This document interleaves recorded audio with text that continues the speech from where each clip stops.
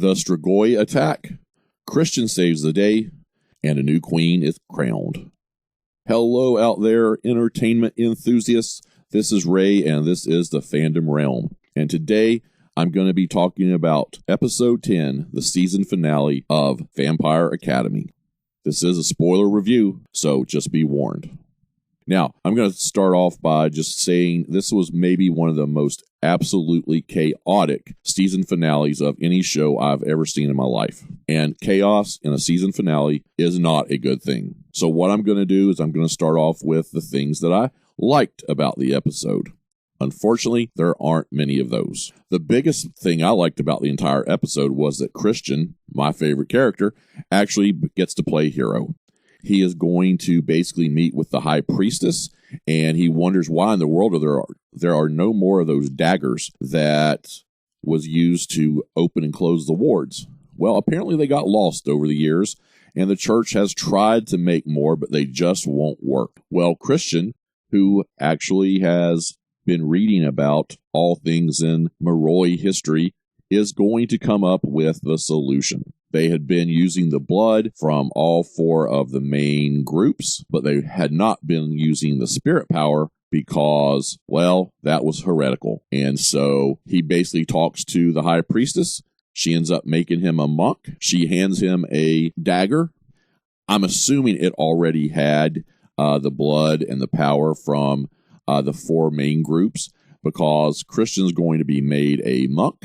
How that happens, I don't really know, but he's going to be made a monk, and he's going to go out, and his main goal is find Lissa to get her to use the spirit power to finish the dagger off. So I love this idea of Christian being the hero. He is going to find Lissa. She actually had lost some power at the time. We'll talk about why in just a second. And she's going to get the dagger to work. He's going to close everything off. And so now everything's going to be able to be hopefully restored. Second positive thing is we get to see a little bit of the use of some of their powers. This has been an ongoing criticism of mine. And if there's a season 2, it'll probably be a criticism then as well. But with that, I really have been disappointed we have not gotten to see all of their powers. We've gotten to see water, we've gotten to see fire, and now we got to see air. We did get to see another fire user. We also got to see the queen, who is an air user. She was actually shown using her air powers. And so I enjoyed having that. That was very much a positive for me. Now, out of that entire episode, that is really mostly the only thing that I enjoyed. The rest of the chaos was just one big, chaotic cluster of a mess. So basically, we left off last episode with the Strigoi attacking. The biggest problem for me is they really just flew through the night. They're going to fly through the next day with the timing, and the Strigoi originally are going to attack, and then they have to hide underground. Well, that brings us to the point. Lissa had been in trouble, so Rose is going to fill that. So Rose and Mason are going to head back into the province, and basically Rose gets there just in time to learn, hey, we need to clear out this tunnel of Strigoi because that'll give all of our people time to hide. Because guess what? The trains, I guess that's what you want to call them, left with all the royals earlier and left everybody else behind. We also find at this point Dimitri has been released from prison by the Dampier sort of female leader that we saw in several episodes. She actually did not die by getting stabbed by Tatiana. She survived. She goes and releases Dimitri. So Dimitri and Rose end up teaming up to go into this tunnel, clear it out, so everybody can go hide in it. And they had this stupid clock ticking down of how much time they had until nightfall. Because, of course, during the day, the Strigoi will die because of the light. So the Moroi were going to hide in this tunnel, and hopefully they were going to be able to make it a defensible position at night when the Strigoi came out. You got to see Dimitri and Rose. I never felt they've had any chemistry. They basically go through the tunnel. They kill a few Strigoi. I don't even know that they ended up using the tunnel. But the biggest, craziest thing was Rose's mom pops up out of nowhere, just around the corner to help out. So that just was, I don't know, it just seemed like a waste of time to me, something to take the story along. Now, the other part of the story, we're, of course, having some issues with the monarch. And what's going to happen is Lyssa and the queen are taken into a secure area. The queen is brought one of her feeders, and she's going to feed. And then the feeder dies, and they realize that the feeder's been poisoned, and the queen is going to die too.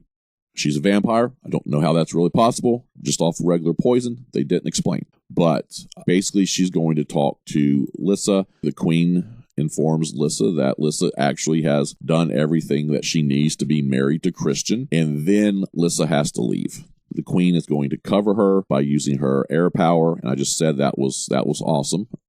But it's going to be a situation where Lyssa's going to get out. She's going to be reunited with Mia. They're actually going to be driving out of the city with Jesse.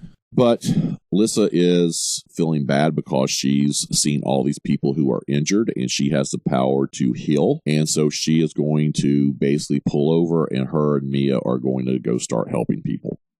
Well, we're going to get a cut back to Andre, who is being basically detained by Christian's mother, and they have some back and forth, and he causes her to really get mad. He angers her, and he's sort of hanging with his hands above his head from the ceiling, and in her anger and hitting him, he's going to sort of loosen what he's hanging by, and when she leaves, he's going to be able to escape.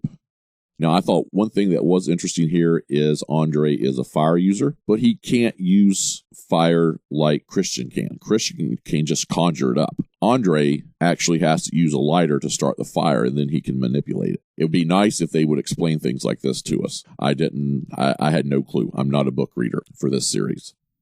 So Andre is going to escape. He's going to end up on the streets. He's basically sort of hiding. He's sort of covered up. He's actually going to be walking down the street. He's going to actually come to this area where Lyssa is actually healing Mia, who had hurt her foot. Lyssa looks up and thinks she is hallucinating that it's Andre because, of course, if you remember several of the other episodes, she was hallucinating about Andre talking to her. Now, it appears, to me at least, that may have been her spirit power working with her brother, sort of saying, hey, he's not really dead. But she didn't know what to think. She just thought it was a hallucination. She thought it was a hallucination when she saw him in this episode. And then Mia looks up and makes a comment about Andre being there. And Lyssa realizes that her brother is alive. So with that, she's going to basically fling herself in his arms. They're going to hug. They're going to have a great little family moment that lasted for all of about 2.2 seconds. So here comes Christian's mom, and she bites Andre, basically looking like she's wanting to kill him. But she actually bites her own arm, and then she feeds some of that blood to Andre. And this, as we see at the very end of the show, turns Andre into a Strigoi. I'll be honest, I don't know why Christian's mom didn't just vaporize. It was still in the middle of the day, and she sort of came out of nowhere. I don't know. It didn't make a lot of sense to me. Maybe someone else out there caught something that I didn't. So, basically at that point, Lyssa is in a situation where she is heartbroken, and her and Mia are going to flee. So she's going to end up fleeing with Mia and others to basically where the tunnel is, and she's used up all of her power, or a lot of her power. She's actually going to meet back up with the rest of the group, including Christian. They're going to have a few moments, but Christian convinces her that she's got to use her spirit power to make the dagger whole so they can close the wards. Rose is going to show up. Lyssa's power is drained, and she needs some support from Rose in order to have it work. So they are going to get the dagger working. Now there's going to be a big fight between the Dhampirs and the Strigoi.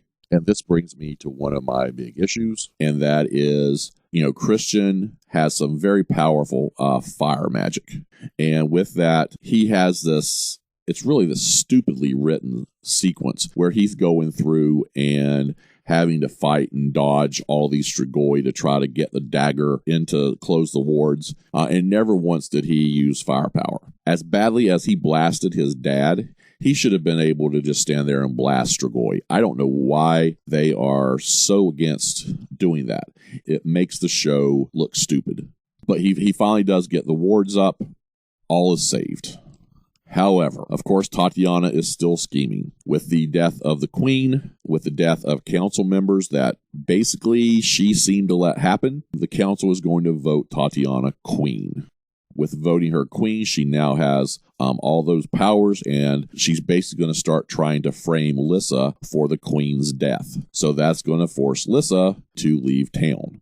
So in the end, what's going to happen is Christian and Lyssa are going to talk. They've sort of fled the area. Unfortunately, Christian cannot leave. He has become the head of his family because his uncle was killed during the violence, and so he's got to stay in the province. So it's decided that Lyssa is going to leave with Rose. Now, before she leaves, Lyssa and Christian have a nice moment where she basically tells him they're considered married, and they just sort of drop that. So Rose and Lyssa leave, basically arguing over who's going to drive because neither one of them really have ever driven before.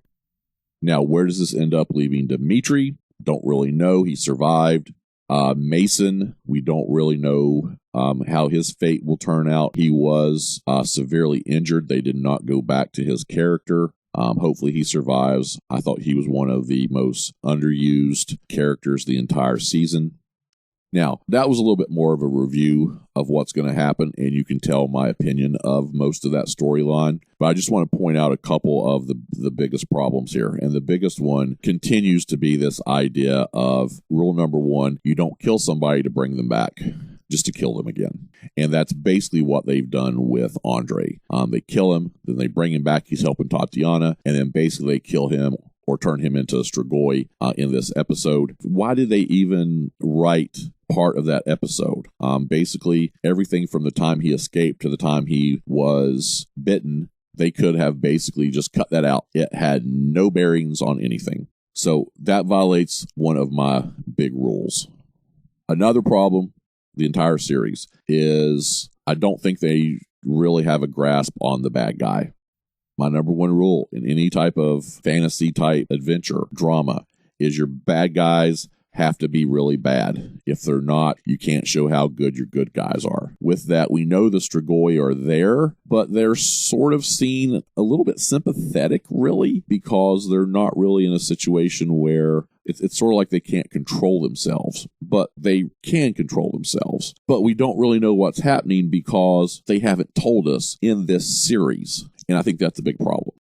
That leads me to another issue, and that is this whole situation. This leads me to the fact that this was a book series, and I just get the feeling that the writers were writing this just for book readers, and they didn't want to fill in any information for everybody else because there are so many questions left open at the end. There was really nothing resolved except for changing the monarch, and I don't think that's a good end of the season episode, a finale. You've got to have some closure to some storylines, and then you allow those storylines to create openings for your next season, not just leave everything completely wide open. This review may have sounded a little chaotic so far. That's because this is what this storyline has been in this episode, the finale.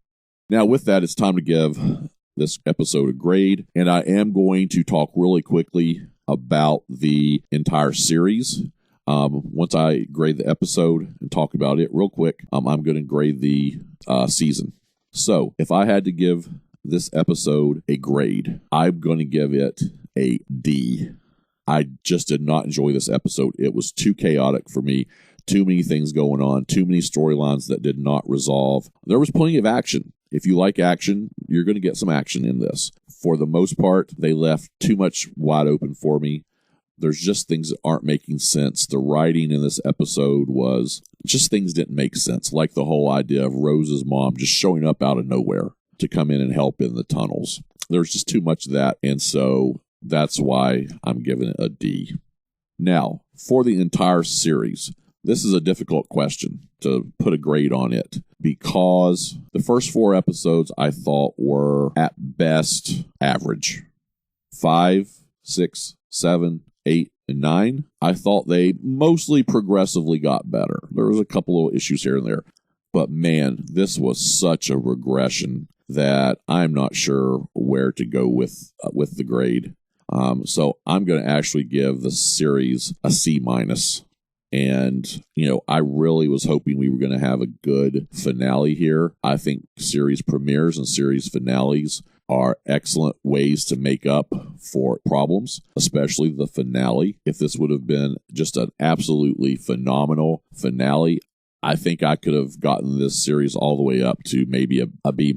But, man, I just can't go there. So I'm giving the series a C-. All right, everybody, this was the season finale of Vampire Academy. So let me know what you thought about the season. Also, if you can fill in any of the questions I've had throughout the season. Why are the Strigoi there? How did all this happen? Just lots of different things like that. What are some differences in the books? I would appreciate that, especially if we're able to get a second season. With that, thanks for listening. Please subscribe to the channel, like the video, and comment below. And I'll see you next time on the Fandom Realm.